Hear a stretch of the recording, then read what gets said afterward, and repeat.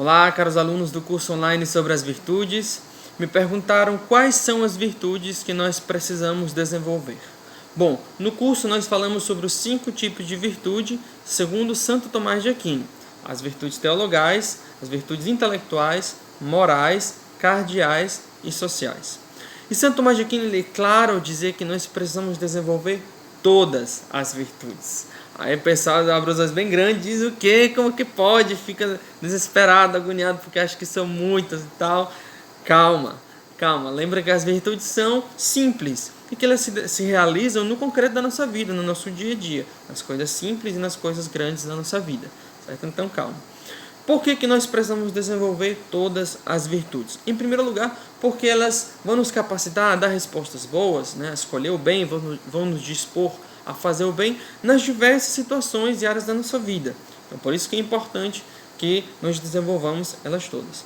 Mas também por elas mesmas, para elas existirem e para elas poderem se aperfeiçoar, é necessário que exista uma conexão entre elas.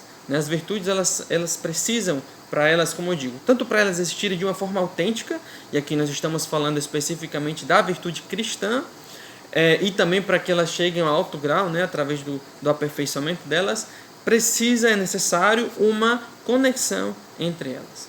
Para elas existirem de forma autêntica, basta olhar as virtudes cardeais, onde nós vemos que elas reclamam umas das outras, né, que elas precisam umas das outras.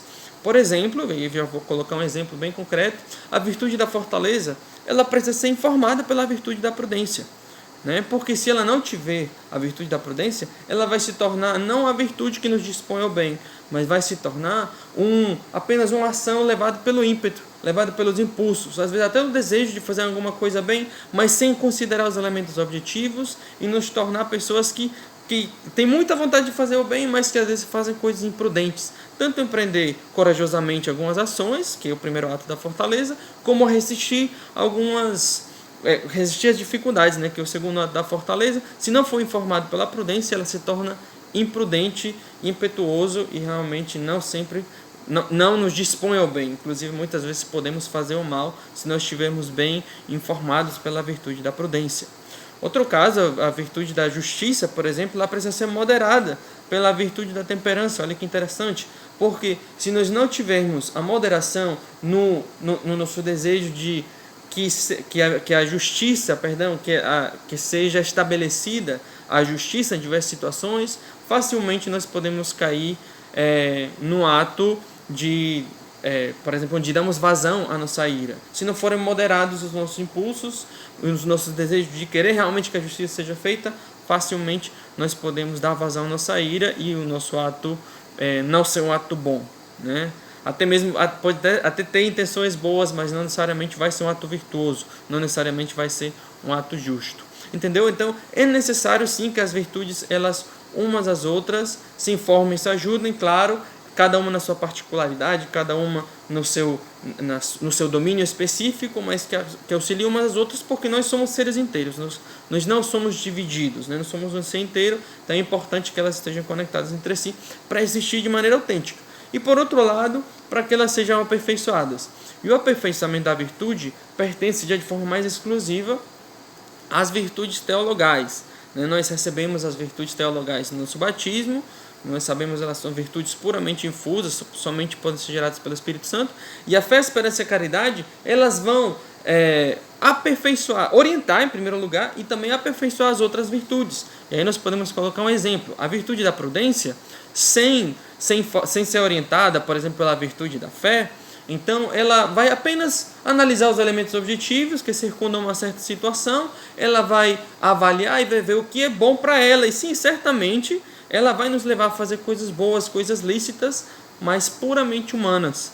Então, por exemplo, a virtude puramente humana da prudência vai nos levar a colocar o cinto quando nós estamos no carro, ou a não falar no celular quando nós estamos dirigindo, coisas boas. Mas sem a virtude da fé, nós não vamos nos questionar a respeito de qual é a vontade de Deus, porque sem fé nós não podemos nem acreditar em Deus, né? Como diz São Paulo, ninguém pode nem dizer que Jesus é o Senhor se não for no Espírito, né? Então, a virtude da fé é aquela que vai permitir que a prudência não só se questione qual é o bem que devo realizar, mas qual é a vontade de Deus. E ela vai começar a discernir não apenas aquilo que é bom, mas aquilo que é santo. Por isso é necessário que ela seja orientada e aperfeiçoada pela virtude da fé. O mesmo a virtude da justiça, por exemplo. Se ela não for orientada e aperfeiçoada pela virtude da caridade, ela se torna rígida. Como é o caso dos fariseus no Evangelho, nós vemos que eles cumpriam a lei bem direitinho. E eles, inclusive, faziam com uma boa intenção, que era agradar a Deus, né? Era a forma que eles tinham, que eles compreendiam que era agradar a Deus. Só que eles tinham o coração tão fechado, tão fixo naquilo que a lei tinha que ser cumprida, que eles não percebiam que Deus estava bem na frente deles. Então, eles não conseguiam dar uma certa flexibilidade, entenda, não uma flexibilidade que anula a lei ou que suprime as exigências da justiça, mas que a eleva à virtude da caridade, como Jesus disse. Eu não vim abolir a lei, mas vim dar pleno cumprimento. E qual é o pleno cumprimento da lei? O amor. Porque a justiça, ela é a base da caridade, mas a caridade, ela aperfeiçoa a justiça. Então, é necessário, em resumo, né, ter todas as virtudes, desenvolver todas as virtudes, porque assim nós vamos nos aproximar de Jesus, que é aquele que tem todas as virtudes na sua máxima e mais perfeita expressão. Deus abençoe. Shalom.